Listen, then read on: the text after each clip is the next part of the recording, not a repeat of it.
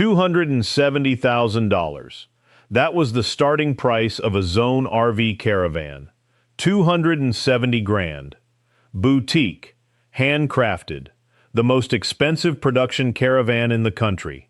And in December 2025, the whole company collapsed, owing $42 million, leaving customers who'd paid six-figure progress payments with nothing. No van, no refund, no recourse. ASIC is now criminally investigating. Meanwhile, a bloke I know just bought a 10-year-old Kedron for $60,000 off the classifieds. It's been halfway around Australia twice. Nothing broken, nothing leaking, nothing rattling. 60 grand versus 270, and the $60,000 van is the one that's still on the road.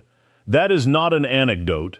That is the Australian caravan market in 2026, summed up in two transactions, and it tells you something the industry does not want you to hear.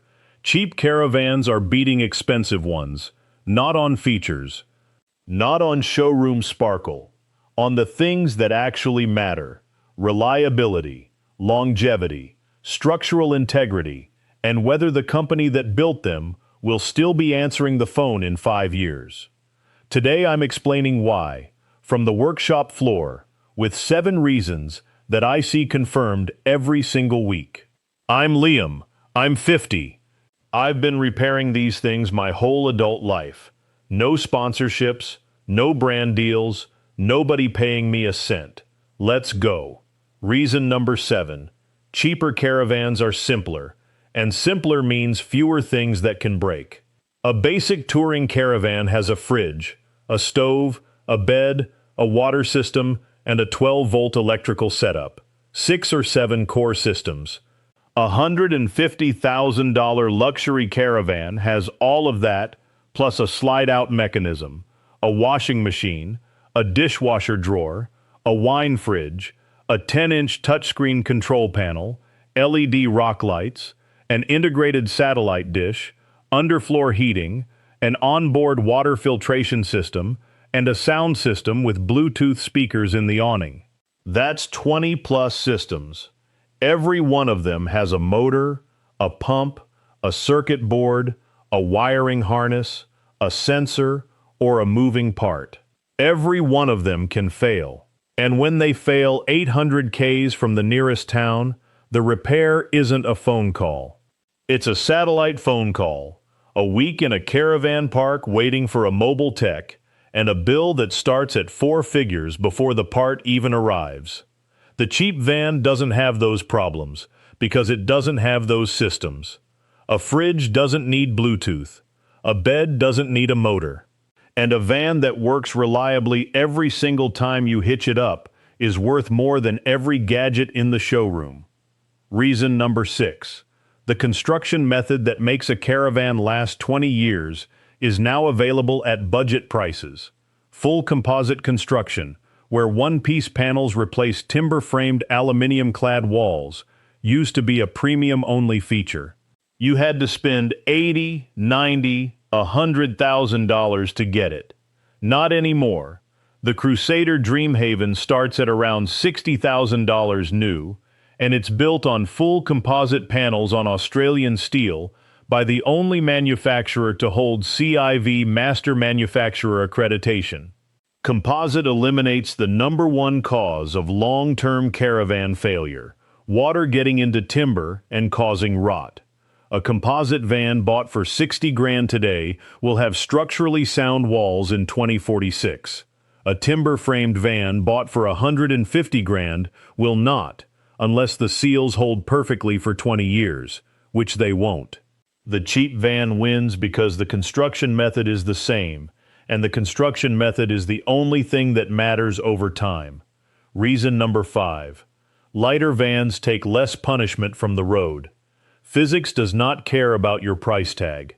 A 1,200-kilogram camper trailer hitting a corrugated outback road absorbs roughly a third of the impact force that a 3.5-ton dual-axle luxury caravan absorbs on the same road.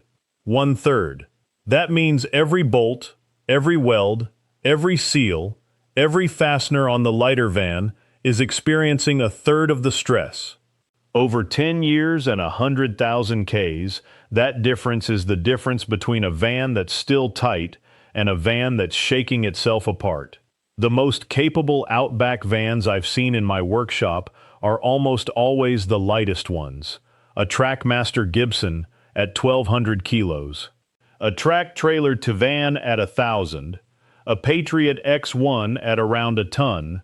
All of them outperform vans twice their weight on rough roads because the road isn't fighting against them. Cheap, light, and simple beats expensive, heavy, and complex every time the terrain gets serious. Quick favor before I hit the top 4, because these are the reasons that the industry really doesn't want aired. If this is useful, hit subscribe.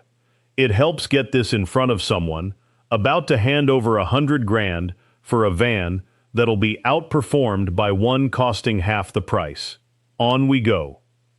Reason number 4. The most expensive caravan brand in Australia didn't just fail, it collapsed into criminal investigation.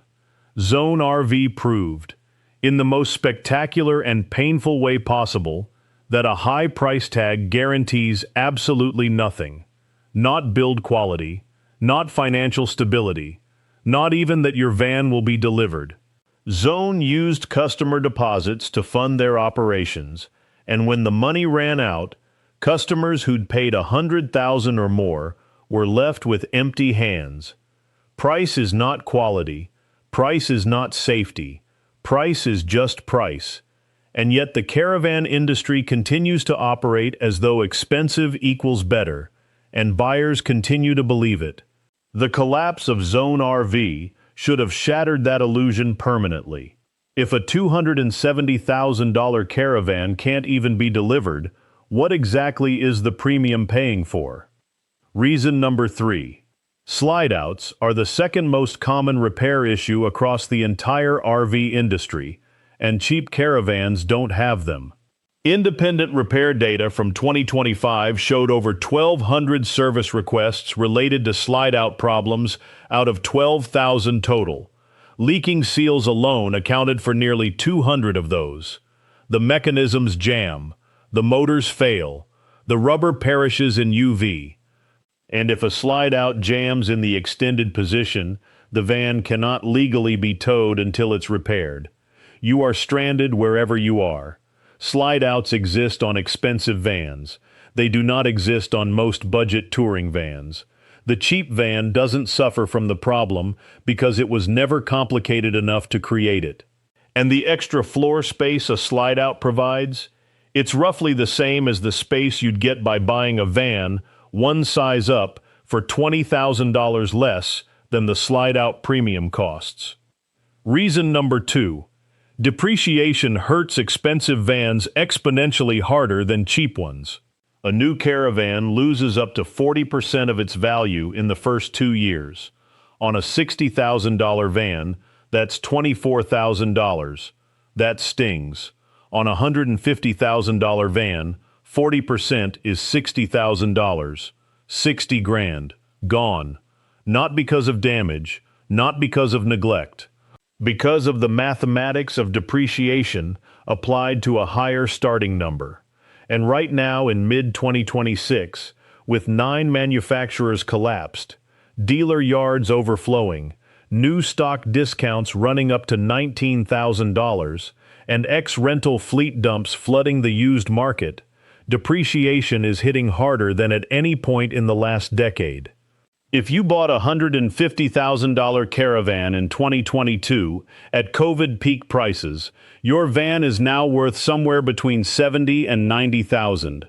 You've lost the price of a brand new Crusader Dreamhaven in depreciation alone. The buyer who spent 60 grand on a Dreamhaven in 2024 has lost maybe 15,000. Both vans are composite. Both are Australian made. Both are functional. One owner lost 60 grand. The other lost 15. Same percentage.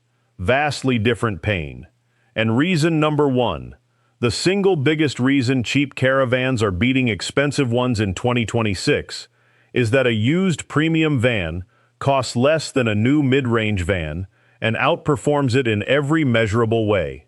This is the market reality that turns the entire industry's pricing logic upside down. A 10-year-old Kedron for $50,000 to $80,000, over-engineered, galvanized chassis, aluminum frames, built by a 60-year-old family business that will still be supplying parts in a decade. A 12-year-old bush tracker for $50,000 to $75,000. Custom-built, double-laminated galvanized chassis, documented 15-year Outback longevity with no major structural failures. A 5-year-old Lotus Sprint for $55,000 to $75,000. Proven off-road capability, repeat buyers, aluminum alloy frames. Every one of these vans costs less than a new Jayco Silverline. Every one of them will outlast it. Every one of them was built to a higher standard by a more stable manufacturer using better construction methods. The cheap van isn't cheap because it's inferior. It's cheap because someone else absorbed the depreciation, and the used market in 2026 is overflowing with quality that the new market can't match at any price. So the recap. 7 reasons cheap caravans are beating expensive ones in 2026. Simpler systems mean fewer failures. Composite construction is now available at budget prices. Lighter vans take less road punishment. The most expensive brand collapsed into criminal investigation. Slide-outs are a premium van problem cheap vans don't have. Depreciation destroys expensive vans exponentially harder. And used premium vans cost less than new mid-range ones and outperform them completely. My honest takeaway is this. The Australian caravan industry has spent decades telling you that the more you spend, the better the van. And for decades, enough buyers believed it to keep the model running. But 2026 has blown that apart. The brands collapsing are the ones that charged the most and delivered the least structural value for the money. The brands surviving are the ones that put every dollar into the chassis, the construction method, and the build quality, not the touchscreen and the LED rock lights. The smartest buyers I know right now are the ones spending the least. They're buying composite vans at 60 grand. They're buying used Kedrons at 50. They're buying used bush trackers at 75. And they're towing past broken down $100,000 rigs on every track in the country. You do not need to spend more. You need to spend smarter. Share this with someone about to sign a 6-figure deal. It might save them half the price and twice the grief. I'll see you in the next one. Check the build, not the bill. This content reflects the presenter's honest opinions based on publicly available information, including AC data, ASIC filings, industry depreciation data, independent repair statistics, market pricing, and first-hand workshop experience at the time of recording. Individual experiences may vary. Always conduct independent research and seek professional advice before making any purchasing decision.